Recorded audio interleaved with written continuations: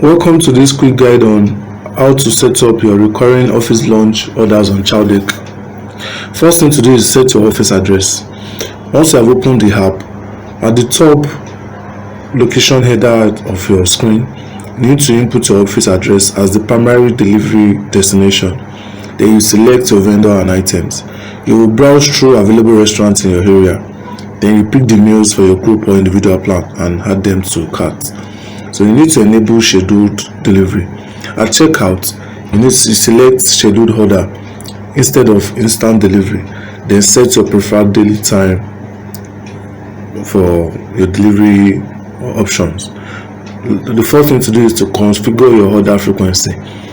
On the order frequency, toggle on the repeat order option and choose the specific weekdays you want the lunch delivered.